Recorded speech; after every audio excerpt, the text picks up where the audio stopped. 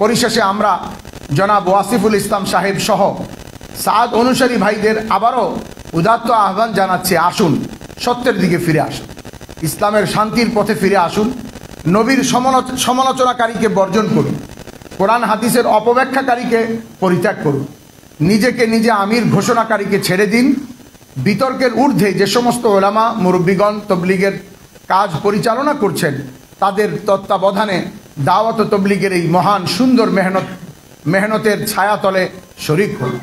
নিজের ইমান বাঁচান, তবলিগের এই মেহনতটিকে বাঁচান, দেশকে বাঁচান, দেশের জনগণকে শান্তিতে থাকতে দিন। আর তা না হয় ভবিষ্যতে কোনো কঠিন পরিস্থিতি সৃষ্টির জন্য আপনারাই দায়ী থাকবেন।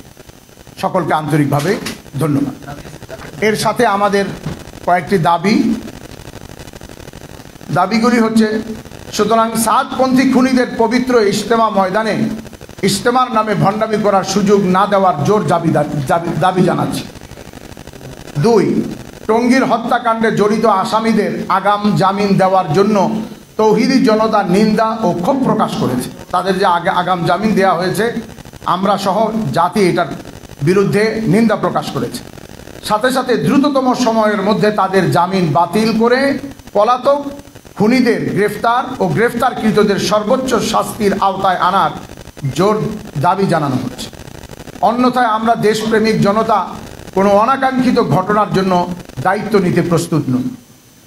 ইজতেমার সুষ্ঠুভাবে সফল করার জন্য সরকারের সংশ্লিষ্ট মহলকে আমরা অন্তরের অন্তঃস্থল থেকে মোবারকবাদ জানাচ্ছি।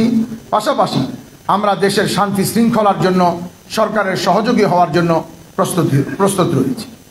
আসসালামু আলাইকুম। আমরা মনে করি যে এটার জন্য কোনো কর্মসূচি আমাদের গ্রহণ করার প্রয়োজন নাই। বিশেষ করে যে দাবিটা আমরা করেছি, এটা যেহেতু সরকারি প্রজ্ঞাপনকে অবজ্ঞা করা হয়েছে, অমান্য করা হয়েছে, অপমান করা হয়েছে, আমরা তো মনে করি সরকারই এটার জন্য কোনো পদক্ষেপ কর্মসূচি গ্রহণ করবে।